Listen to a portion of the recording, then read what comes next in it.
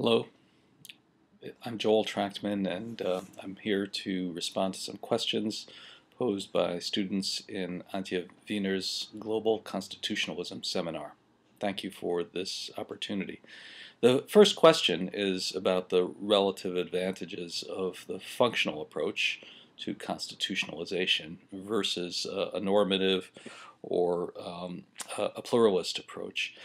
And I think before I can answer that question, I need to spend a little bit of time defining a functional approach. A functional approach, similar to a functional approach coming from Mitrani or Haas or the early functionalists, is to say that institutions play a particular function and are used by people to maximize preferences under particular circumstances. So the functional approach merely asks to match institutions, including constitutional institutions, to real social needs to make law, to apply law, and to administer law. And so the question for a functionalist is, what do we need? What do our actual circumstances call for? And also for a functionalist, there's no particular quantum of constitutionalization that is required. And this is the first distinction between functionalism and a normative approach. A functionalist asks, what does society require? A normative approach has some preconceptions, I believe, about what society requires.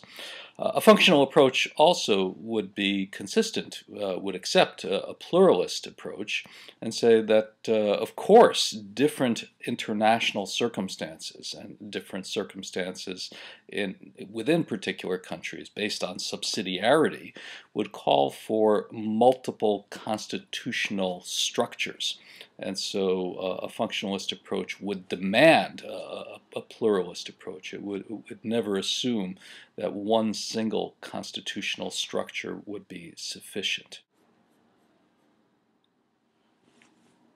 My work with Jeffrey Dunoff has been careful to focus not on global constitutionalization, not on components of domestic constitutionalization, but on international legal constitutionalization, constitutionalization at the international level. And the functions that we focused on in our work, which tries to be a functionalist work, are of two types. The first is what we call enabling constitutionalization, enabling the making of law, creating legislative institutions that can make law. And second, on constraining constitutionalization, which is really the obverse side of the coin of enabling constitutionalization, restricting the ability of international institutions to make law. This functionalist approach tries to put structures that are associated with constitutionalism, like legislative capacity, judicial review, supremacy, etc., into this enabling constitutionalization and constraining constitutionalization framework, and to recognize that these structures are used to respond to these on-the-ground social problems.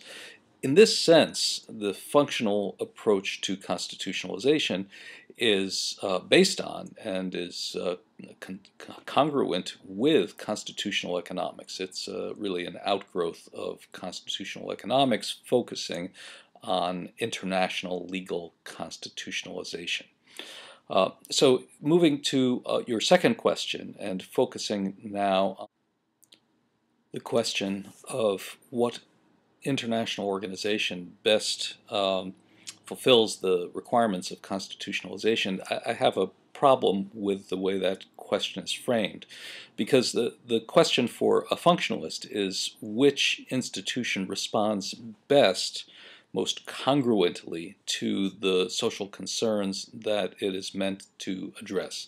So we don't have a set of desiderata, a set of requirements for constitutionalization. This distinguishes the functional approach from the normative approach. Rather, the functionalist approach asks whether the degree of constitutionalization is consistent with requirements. Having said that, from an observer's standpoint, the European Union is a fascinating experiment, a fascinating achievement in constitutionalization, moving from an international law structure to a much more constitutionalized structure through the development of all sorts of constitutional structures in, as Metrani and Schuman and Monet predicted, in a functionalist way, responding to needs on the ground and establishing constitutional structures in order to facilitate the making and the application of law as needed to build a certain type of community. Moving to your question 3, and similarly, the constitutional economics approach, or the functional approach, unlike the normative approach, would not say that the WTO or world society should have a particular kind of constitution. Rather, we would say that the WTO or world society should have the constitution that responds to its requirements. And so the question is there something about the WTO as it stands? And we would say in this thin sense that the WTO already has a constitution, and even the world society already has a constitution, again, in a thin sense. Is that constitution sufficient? And there have been many claims about the WTO, quote, constitution, to the effect that it has insufficient legislative capacity, that it has a lack of balance between strong adjudicative capacity and inadequate legislative capacity, that it has insufficient democratic credentials, and so on. So we can critique and say that there's something about the WTO's constitution that doesn't match on-the-ground social needs, and that would be a functionalist approach. But we would never say that in general the WTO would benefit from greater constitutionalization. In fact, the functionalist approach is open to the idea that there might be circumstances in which reduced constitutionalization would be the way to go.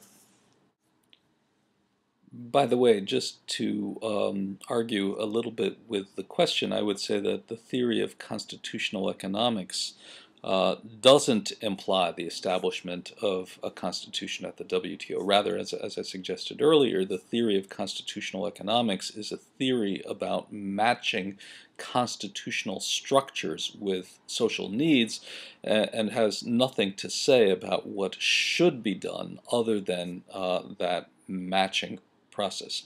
Now, you ask in questions 4 and 5 what kinds of changes should be made to the WTO, quote, constitution, unquote. And I do think that when one looks at the stagnation at the WTO and the difficulty of making new rules that might be beneficial, it's possible that one could support a move towards majority voting, perhaps in particular areas, partly because we already make some important decisions in dispute settlement that seem even less democratic and less based on expertise than what we would obtain from a majority voting process.